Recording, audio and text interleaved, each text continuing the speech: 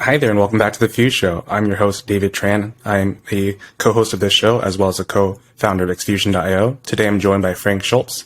He's the chairman and CEO of Infinite Blue. He founded Q in the Cloud in 2012, and that eventually evolved into Infinite Blue in 2019. As the original architect and product manager of BC in the Cloud, the company's flagship business continuity lifecycle application, Frank's overseen the growth of the company to a global presence with over 500,000 users on the platform. Thanks for joining us on the show. Thanks for having me, David. I appreciate it. So I think COVID is one of those times where a lot of businesses are realizing they need a business continuity plan. Have you seen a major difference in business since COVID started? It's been interesting for sure. I think, my industry for business continuity and disaster recovery, it's interesting. We've been talking about the next pandemic for the last 15 or 20 years.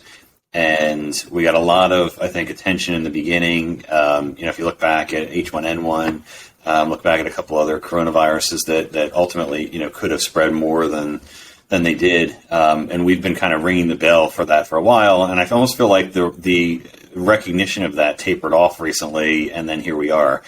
So from a perspective of, just kind of how people think about it in business continuity, it's been interesting. We tell people, and there's a whole evolution, we tell people to plan for different scenarios, and one of them is kind of a loss of location, and one of them is a loss of staff. But what happens when you can't, people aren't available and you can't put people into a building because you basically have almost both? We end up in this really sharp shift into work from home mentality and people being able to respond. So there definitely is a renewed interest in business continuity, I would say, for sure. And I think there's a whole host of things that we can talk about that come with even more employees working from home as a result of that. So when you think about business continuity in a pre-COVID world and post-COVID world, do the major themes change? Do people think about different challenges now in business continuity, or has business continuity always been about preparing for the whole breadth of the unknown?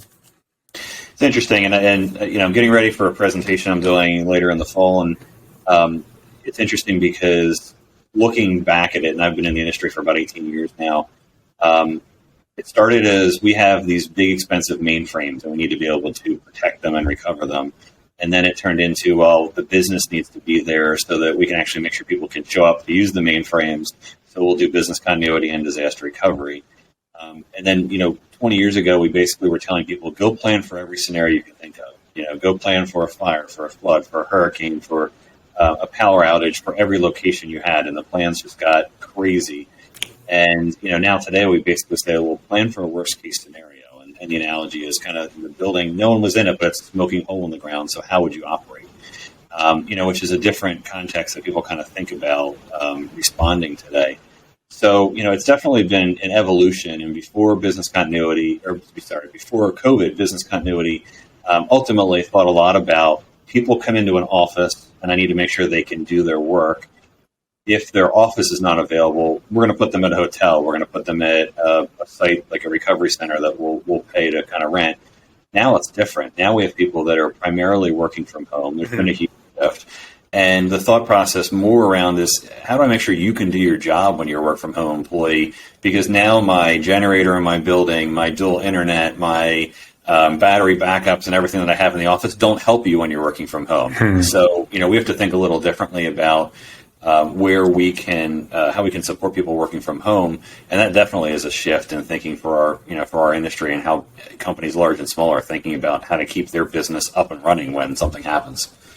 Do you have a checklist that you'd like to go through for any given prospective company or current client that, hey, these are all the things you should think about in terms of the things that can go wrong and might go wrong? Definitely. So, anything that we do, we kind of try to wrap around a risk assessment, and that can be a discussion, that can be an actual, hey, go fill the survey out, and we'll look at the results. Depends on how many locations the company has, how they think about risk mitigation, but ultimately we're trying to figure out where are the biggest, most probable threats that they have. So, if they're on the East Coast, we're probably not planning for a volcano. Right. But if they're in an area that has a history of volcanic activity, we might look at that and we might say, how likely is it and what's the impact of the organization? just kind of understanding their risk tolerance and where they have kind of their different assets. Because at the end of the day, business continuity is really about asset protection. Yeah. How do we keep, our revenue, our employees, our physical locations, our PII, our intellectual property, how to keep all that safe? What's important to them and how do we prioritize it? And then we kind of take it around the other side and kind of try to say, okay, here's the things that might be impacted.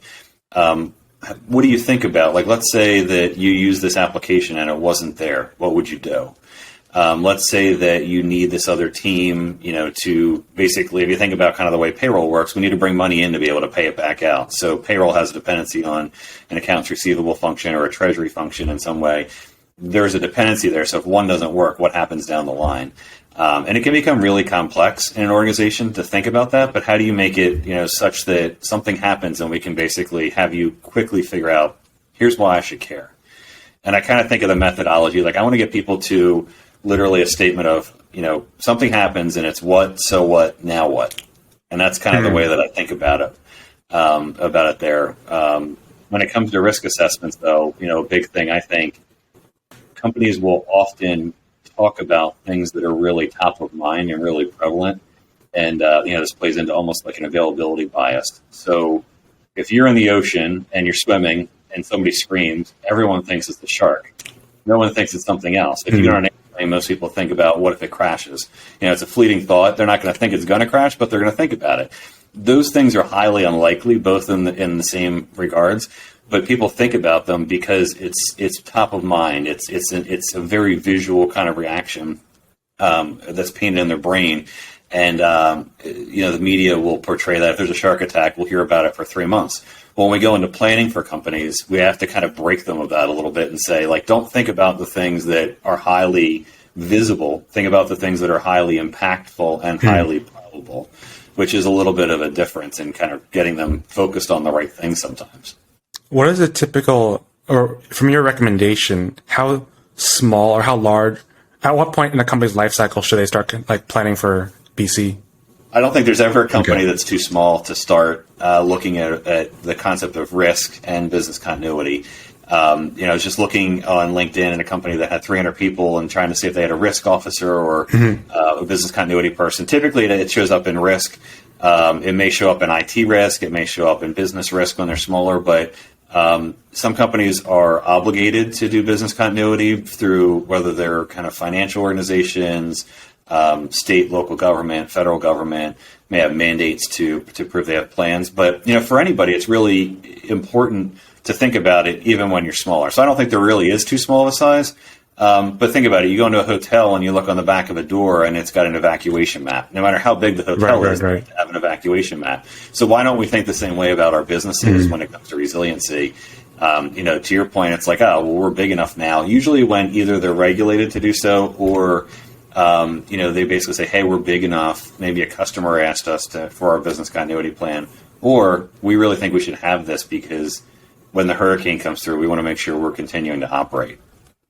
So would this also extend to teams as small as effectively a one-person freelancer who's a accountant who operates as a fractional leadership CFO for startups? Is that something that should consider BC solutions?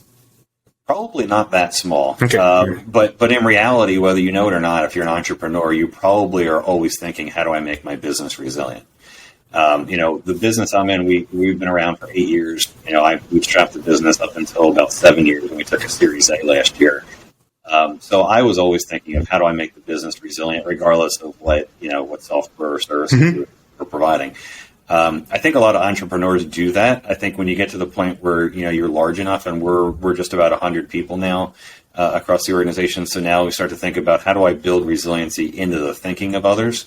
But in my mind, I'm always thinking about that. Part of it's being in the industry. My wife laughs when we travel, and I have a cell phone on T-Mobile and a cell phone on Verizon just in case I can't get coverage. And I have battery, charging backups and everything else. But, everyone kind of thinks about that. If something happens, how do I keep the business going? And, but sometimes we need to institutionalize it and make it a little more formal. So does that mean you give everyone 2 phone numbers?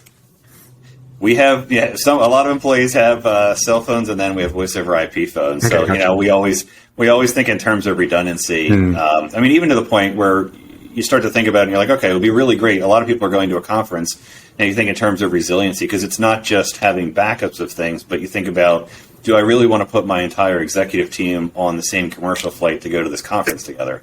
And, some people think about it and some people don't. It's like, hey, it's a party. Let's go. We're going to hang out. We're going to have a great time. But, even for us, we're like, okay, we're going to put, 2 people on this flight, 2 people on this flight, 2 on this. And, God forbid anything happen, it doesn't impact the whole senior leadership team.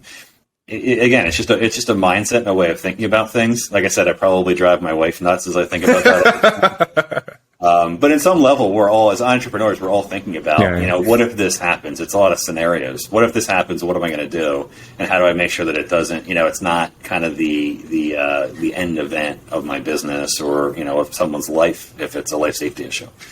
So making plans for all these what if scenarios makes intuitive sense to me. What makes, I guess, more the unknown that I want to dive into in this podcast episode is how does your company do it through software, and how do you do it at scale for multiple people through the cloud? Yeah, good question. So, when we look at it through software, most of what we're doing is a lot of pre-planning to capture information. So we tie into systems of record in organizations, and the most prevalent are HR systems. So we can take a list of employees, we can take their contact information, where they live, what department they report to, and we can kind of get a rough view of kind of if a geographical impact happens, how would that impact the employees themselves. We then end up doing what are called business impact analysis, which really are surveys in the business to kind of fill in some gaps that might not exist in systems of record today. We can pull systems from IT service management, like a ServiceNow or a system like that. But we ultimately have to ask people at some point, if this were to happen, what do you think you would do? So as we talked about, kind of loss of vendor, loss of technology, loss of location, loss of staff. Those are all going to be different responses that someone has. And we want them to think about them ahead of time. So when something actually happens, they have a plan they're following instead of just trying to make it up as they go. So, a lot of the data that we capture and kind of the reporting, we're capturing this data typically by business unit. We're looking at dependencies between departments and between business processes and systems. And it's really like just trying to connect the dots in the organization. And then we're asking them, what would you do if this wasn't available? The flip side of that, a lot of work comes into the pre-event planning. Then something happens, and now, we basically need to show people, here's what happened, kind of level 1 impact. Level 2 is, here's how it's going to ripple out through your organization. So here's where the dependencies exist. Here's, service level agreements you're going to violate. Here's regulatory requirements you're not going to make, kind of all of that, and then try and get them back. And then the third part of that ultimately is, how do we get them to sit down and think about, I learned something from this. Like, this was awful, and I learned something from it. What did I learn from it so that the next time it happens, I can be better? And, you think about all that. A lot of that's contained in the software. They have to have some semblance of a business continuity program, which, for us kind of looks like somebody whose title has business continuity or risk or disaster recovery in their name. And, they spend some time thinking about disasters happening. But what we do is we take a lot of that data capturing, we take a lot of the incident management and the relationship building, that's in our software. And then we have a multi-tenancy environment. So, customers can log in at any point. It's funny, 8 years ago, it was hard to say, get this data that seems very critical out of your data center. Because when something happens, let's say your data center's down, you don't want to have to try and figure out how to get the server back on to recover.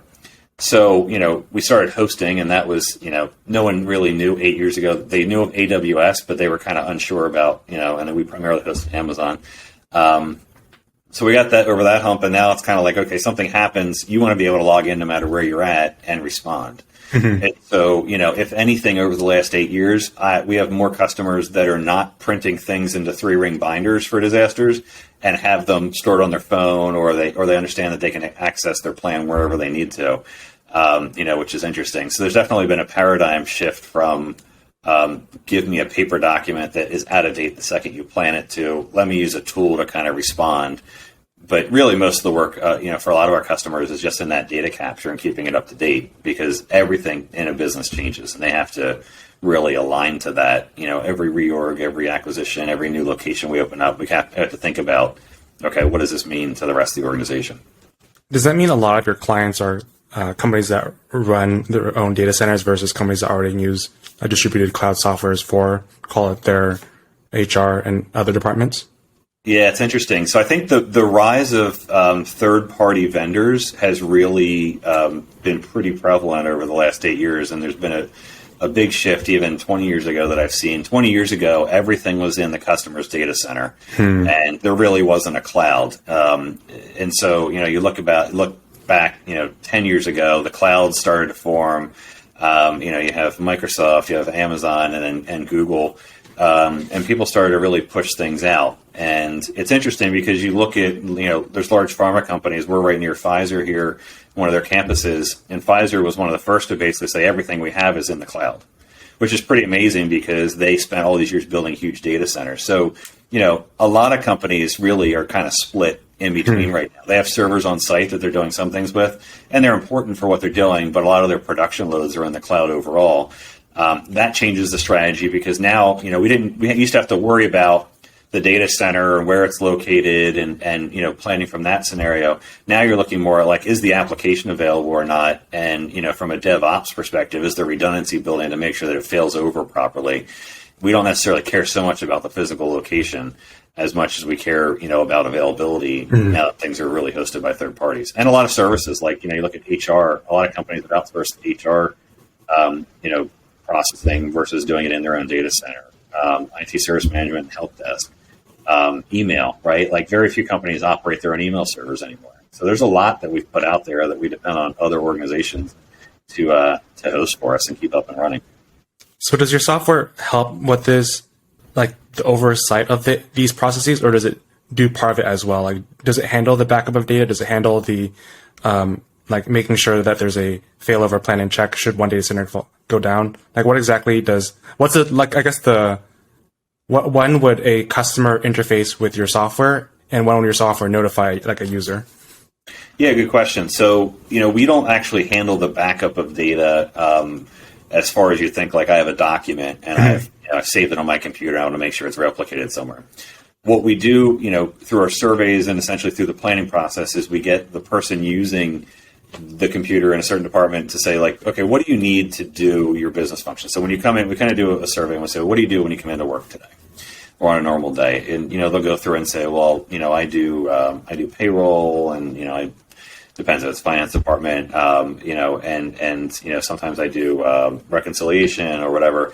And so we say, well, okay, you do payroll. What do you need to do payroll? Well, I use, ADP as a third party, and I use our internal accounting software, NetSuite, and I use, X, Y, and Z. And it's like, then you got to go down to the next level and say, okay, well, what if NetSuite wasn't available? What would you do? What if ADP wasn't available? What would you do? And it really starts to get interesting because you can hit one level and then you say, well, what if it's all not available? What if you can't get to the internet? And they're like, well, I don't know. We'd have to drag the check printer out of the storage room that we haven't used in years because all of our checks, all of our customers or our employees, have direct deposit. So it starts to go down this path of like, what could go wrong and what should you do?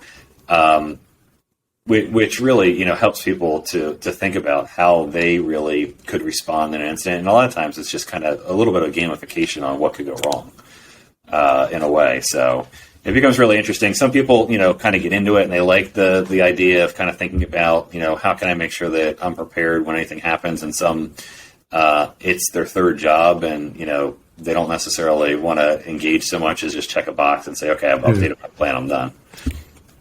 So what about, like, is the software something that would interface on a monthly basis, a quarterly basis? Like, what's the intended or ideal frequency of use? Yeah, it really depends on the organization and how much the organization changes. So, a larger organization, for us, we might see a couple thousand users across the enterprise in our product, and there might be a core, maybe call it a couple hundred that are in there, pretty consistently. The rest are probably doing updates on a quarterly basis, sometimes twice a year if it's a small organization. And because what we're really trying to do is to tack into existing systems. So HR changes pretty often. We have retail customers that, will process a couple million employees, and they may have, 20 to 50,000 changes in a day of people that have come and gone or changed positions in HR. So, for that, it's really important to keep things up to date.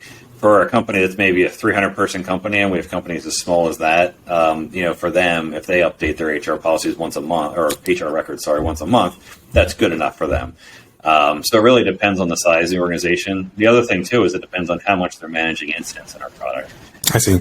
Because if they ultimately are creating a plan, whether it's for, maybe it's a checkbox, or it's something for regulators to look at, that may be less frequent. If they're using it to manage incidents, we have customers that run entire emergency operations centers in our product. And that's pretty cool because they're in there whenever anything happens in any of their locations, they're managing it in our product. So they're in there, day to day, hour to hour. When it comes to looking for customers, do you look for people who already understand like the theme of business continuity, and you're just trying to like pitch them on the features of the product, or you go to entrepreneurs or like leaders of companies who may not necessarily be aware of business continuity as a solution, and then try to like change their mind as to its importance over some duration of time? Good question. So, I think from a sales perspective, we're trying to target people who understand business continuity, the relevance of it.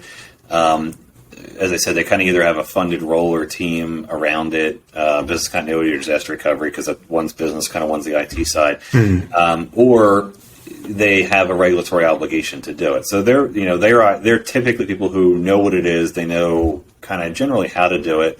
They may be looking for automation or a way to do it, more easily or have it be more effective. And that's where we're really good. We have an educational track that we run and an advisory team that, we try to get the message out more about really what resiliency is and how business continuity can actually help your organization. But as I said before, it's funny, like, when you're an entrepreneur or you're a manager, like you're always probably thinking like, what could go wrong and what would I do?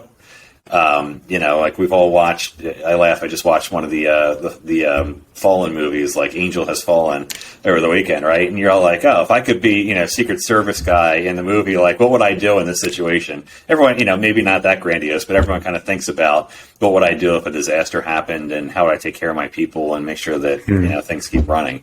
It's just a matter of whether you put it down on paper or not. And part of that's getting people's kind of head wrapped around. It doesn't have to take a lot of work to have a really effective response plan. Sometimes it's just we need to sit down and think about it and make sure our team understands directionally how we would deal with something. Can you walk me through the origin story of your company? I feel like business continuity is a relatively niche solution that unless you've run other businesses in the past or you've had exposure to friends or family or colleagues that have run businesses, it's not the first thing that comes to mind when it comes to like building a software solution. No, not at all. It definitely is a smaller industry. Niche is a good word for it. So I always wanted to start a business. I laugh. My dad's been an entrepreneur now for probably about 35 years, and I've always wanted to start a business. I went to school for television, radio, and film and policy studies, which pretty much qualified me to go work for PBS. So, when I got out, I always liked software, so I worked for software companies when I got out of school. And ironically, someone hired me in my second job into a role where I wanted to travel. It was an 80% travel job as a trainer, corporate trainer, for a company called Shultz Systems that used to be based in the King of Prussia area outside of Philadelphia. And I took the job because I wanted to travel, and someone took a risk on me and said, hey, we think you can do this, and worked my way up to become a product manager there, went to another startup to help them kind of get things going, and eventually said, hey, I think I can do this on my own. So myself and a founder who has recently exited the business started it about 8 years ago. And, we thought we were building a mid-market solution. We thought it was really underserviced in the mid-market. And we went to a trade show the end of 2014 end of 2013.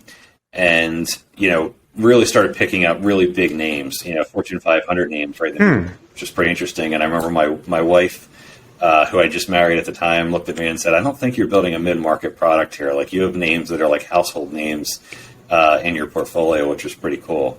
But, interesting story. The woman that took a risk on me and hired me into Shultz Systems and really introduced me to business continuity and disaster recovery, she actually works for us now. So she's one of our solutions consultants, and I laugh every day.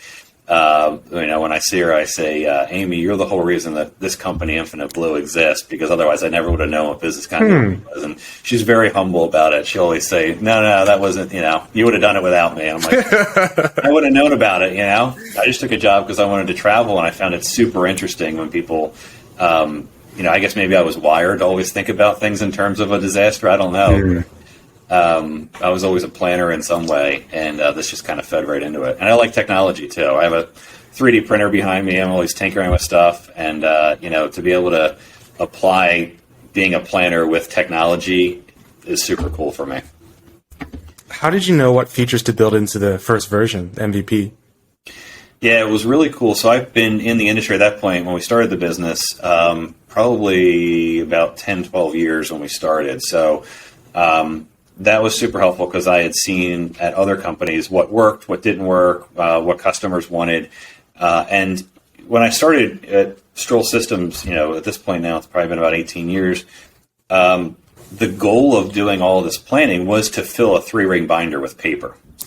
And I always said when I was there, my goal was to kill the paper plan. When I came back, yeah, you can laugh, I laughed, but that literally, people would go into their trunks of cars that were business continuity planners, and it was a badge of honor to have a thick 3-ring binder with a plan in it. And they would carry these around. And, my goal, I'm going to kill the paper plan. So you start to look at how do you do that? And first baby steps, right? You say, well, a PDF. I'm going to give people a PDF because it's not really paper, even though it's kind of digital paper, but it's not really paper. And we'll go ahead and do that. So that was, kind of where the industry started to go and where I started to push it. Then we started to say, well, what if we actually helped you manage an incident in the product? And this is before any kind of like incident management type of solution really existed. You look at the IT side has a really a robust lineup there. There's, things like OpsGenie from Atlassian, you have PagerDuty, you have a couple other products that really fit that kind of incident response mold. But there really was nothing to do it. So, we've woven in the business and the IT sides to let them kind of manage the process all the way through. And I think I've mostly killed off the paper plan at this point, but I'm still working on it because regulators and auditors still they basically say, okay, show me where you plan for this. And there's a sign off that has to happen there. But the reality of what we do is we can sit here and think about, you and I could sit here for 3 hours and think about everything that could go wrong in the world. Many more hours than that. Yeah. Tomorrow, what's going to happen is the thing we didn't think about. And ultimately, that's what's going to happen, and how are we going to respond to it? So we always have to kind of pivot and figure out what we really need to do to number one, get through it, understand what's going on, get through it, and then kind of figure out like how do we recover from this and recover better than we were before we were impacted. One of my favorite quotes about risk is, I think, something along the lines of like, risk is what you don't see. People think they're planning for like risk when in reality you can only minimize the unknown risk, but there's always the unknown. Like for example, things that people really couldn't have predicted, like, I don't know, like some asteroid can come, just happen to land on your data center or whatever, right? Effectively impossible to work around. It's just hyper unlucky, but it's still definitely one of those challenges that can pop up. Absolutely. Yeah, you reminded me of a good quote, which basically is sometimes when things are falling apart, they're actually falling into place. I like that. I like to think about that one in a way too, because, look, stuff's going to happen no matter what. And it's a matter of whether you get through it, how quickly you admit something's happening, how quickly you get through it, and how you think about kind of pivoting to get out of it. The last year or two have been pretty crazy. There's been a lot of cyber attacks. There's been, obviously the pandemic. We've had crazy weather that's gone through, shortages of the supply chain of that are just crazy. Like I laugh at, there's and every time you look around, there's some kind of shortage of something right now. And, we really were running on the bubble of supply chain. And, I have some retail customers that I talked to this about, and they're like, yeah, we had to run so lean that product would come into distribution centers and it would turn around and go right back out within a couple hours, and there's no stock sitting anywhere. So when you look globally at what people thought about before COVID, we all thought, hey, if this happens, it'll happen in Asia, it'll happen, in the Americas, but it's not going to go to Europe, or it's not going to go, kind of everywhere. And when it hit the whole country, there's nowhere to shift the workload of the supply chain to. Everybody's impacted, which I think, was really a scenario nobody really thought about. And now we're trying to figure out, what do we do? There's, and I don't think, we're not going to come out of shortages for a while. There's going to be just a whole lot of things all over the place. And, good luck buying a car today, and it's a result of a chip shortage. So just crazy. I've been wanting to buy a car for a while, but I'm probably going to postpone it like another 2 or 3 years because I I hate the idea of paying overinflated prices. Yeah, you're not getting a deal, right? You're basically not. You're going to be lucky to get a car. You're not getting a deal. Right. And used cars are crazy across the board too. I mean, everything's crazy now, and it's a matter of how much is going to reset. I think is part of what we talk to customers about too. Work from home, how much of that's going to reset to where it was before? Probably, it's not going to end up, definitely in the camp that it was prior. But how do we adapt to that new working world? And then ultimately, how do we think about resiliency and how business works as a result of that? In a pre-COVID world, how difficult or how long would a sales cycle be for your solution? It depends. So if the company's small, it could be a couple weeks really to get them up and running, which is pretty interesting. And we have some turnkey solutions that can start right away. For a larger company, to really come through contracting process, because it's a true enterprise sale, multi-department. For us, it could be up to half a year to kind of get somebody in. And then our customers, we kind of have a combination of low-code platform and our apps, so our customers can extend their use of the apps, which has been really helpful. So, for instance, if you want to track in COVID kind of who was impacted or vaccination status or anything like that, our software really can adapt and let people do that, and they can use it for resources that we never really thought they might, but they could go ahead and extend it, which is pretty cool. So that part causes kind of more customers to kind of keep adding on and using more parts, which is pretty cool for us. Something I really appreciate about your company's website is that you're just really honest about how the onboarding process for BC in the cloud can have a high effort to launch for enterprises. Like, I think a lot of companies would like to hide the fact, like, no, it's one-click solution, just 30 seconds. And in reality, it's like maybe 30 seconds of software, but like 30 to 300 to maybe even 3,000 person hours of negotiating what needs to get done ahead of that. Yeah, no, I mean, that's something that I thought about since the beginning. And look, I had a philosophy in the business. If we really, my philosophy has always been take care of our employees really well. They'll take care of our customers. Our customers will refer other customers. That all breaks down if we don't have honesty and respect tied into it. So we have kind of 5 values that we call Gator, because it actually spells GATOR. And part of those are how we have a 98% retention rate, a little over 98% with our customers.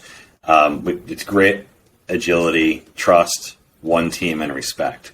And so, for us, for our employees and our team, if we don't have all 5 of those, we see things start to break down for our customers as well.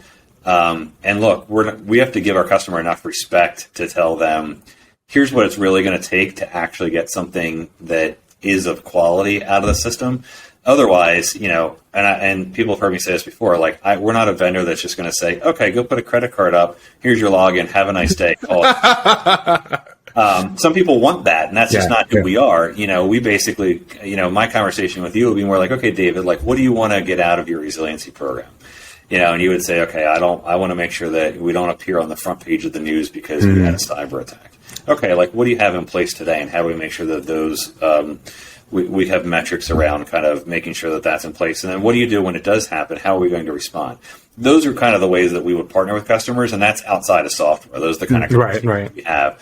But yeah, I mean, we've, I'll say truthful to a fault, because I don't, my team knows my one rule is I don't like to be surprised. Yeah. And conversely, I don't want to surprise our customers or anyone on our team either. Can you walk me through the sorts of details that lead to those complexities and those like really enterprise deals? Yeah, so with an enterprise organization, and we have several kind of in the Fortune 10 that we work with today, and so we'll come in with one team, but they'll bring us into a couple other departments. So we may come in from a business continuity team, which may sit in a risk organization, maybe in facilities.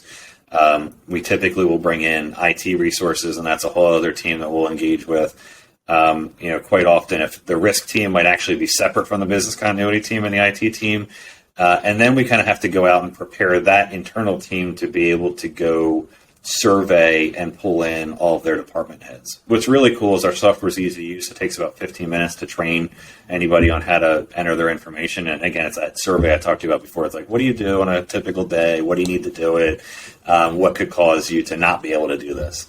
And, so from that perspective, we're bringing them in. What can make it complex, too, is if we're tying into systems of record, We have a great partner, Workato, that we use that has over 400 connectors. So a lot of times we can kind of point and click and connect into another system. Sometimes we don't have that. So sometimes we either need to have the customer write into an API or we need to write into an API. And that can take time because you got to figure out who's in charge of it, what the documentation is, how do you even get an account into that, and then you kind of write in and agree what we need to do. So a lot of it is we're trying to tailor it to the way the organization works before they even roll it out, so that, let's say you don't call them employees, you call them associates, or you call them partners. We want the terminology to be familiar, so someone's not trying to learn our system. It's very familiar to the way that they talk in their organization. That's a lot of the setup we're doing. We're connecting to other systems, and then when they log in, it's really intuitive for them to use. Well, what's the part that takes the longest for those larger deals? Is it just the permissions and the buying process, or is it the reaching out to the organization and getting everyone to adopt the platform? I think the sales process for large organizations probably takes longer than it takes to roll the product out in most cases, to be honest with you. In a large organization, it may take us a month on the short end to get through procurement. It may be, 3 months in some cases. We've seen it. And it really is, look, we're dealing with companies that are bringing us in for risk management. And so when they do, agreements with third-party vendors, there's a risk component in that. So, they look at things like liability, they look at, different aspects. Some of that takes a little bit to kind of get through and figure out, like, what do we own, what do they own, and how do we go forward together?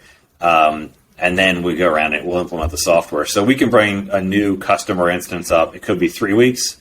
It could be, as much as 6 months if they really want to do a lot of kind of customizations and configurations and tie into existing systems. But they don't have to wait that long to get started. They can start and we can kind of start wrapping things in around it. But it really depends on, how embedded in the organization they want to put us right away is really what can take longer. Okay.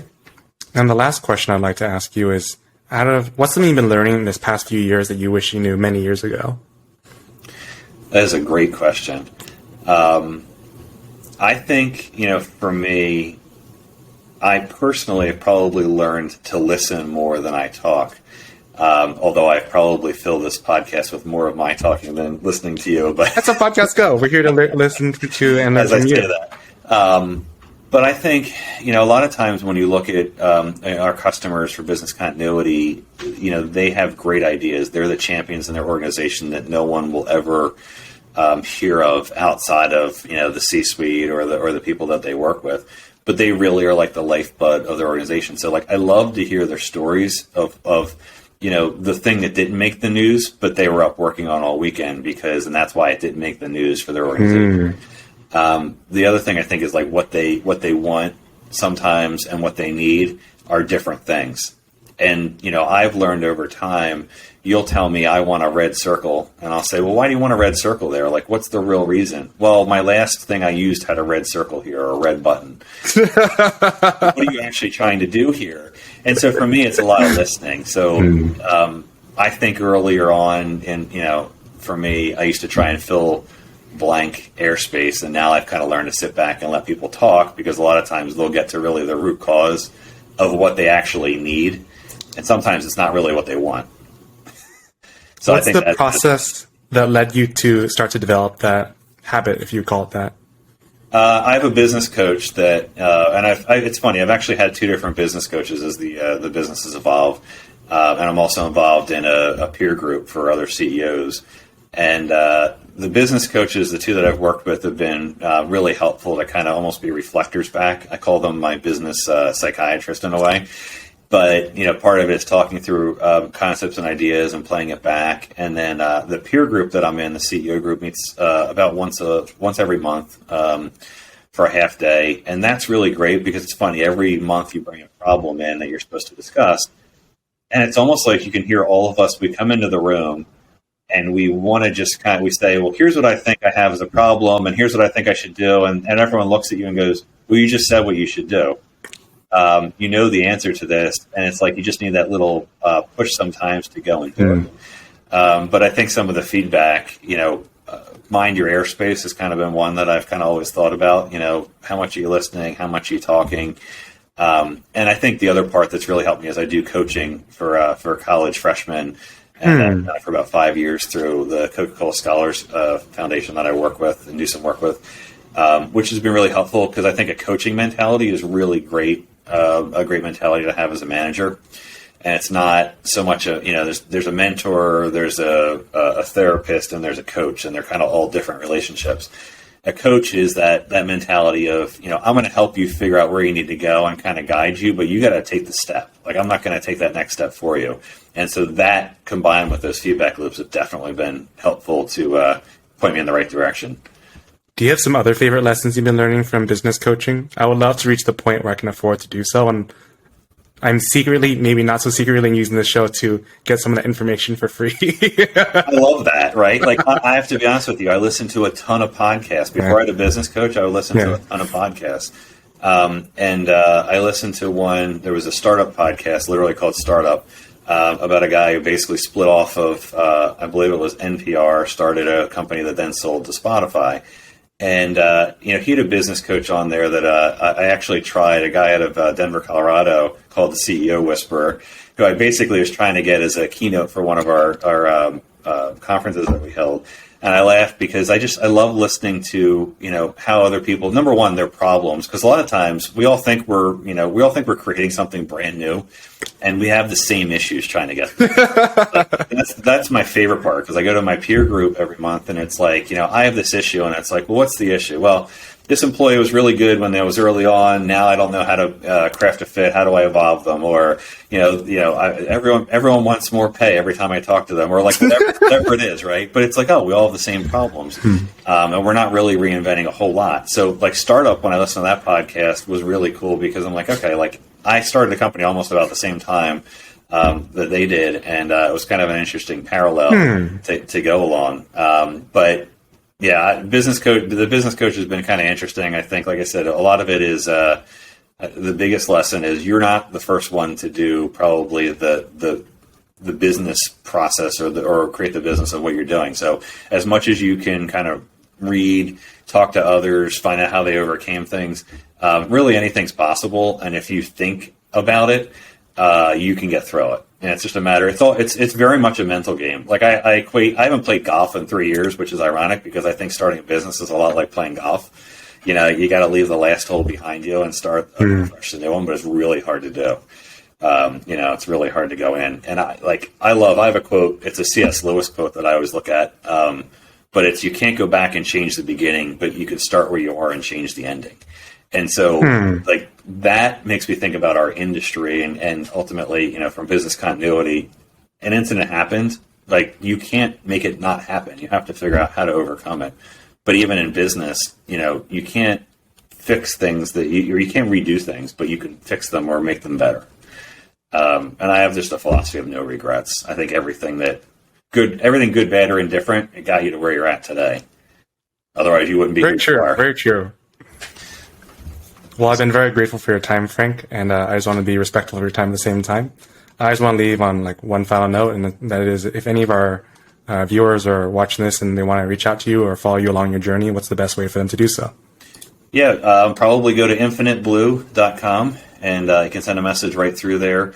And that's probably the easiest way to reach out. Be happy to talk to anybody, connect with anybody. Like I said, I love sharing stories. I love helping people and like I said, listening, hearing their stories. And a lot of times it's networking is what it comes down to. So, someone may be looking for somebody. I might not be the person to be able to help them, but I might know somebody. And that's been super helpful in my journey as well to make those great connections. Sounds good. Well, thanks for joining us again on the show, Frank. Awesome. Thank you, David. I appreciate it.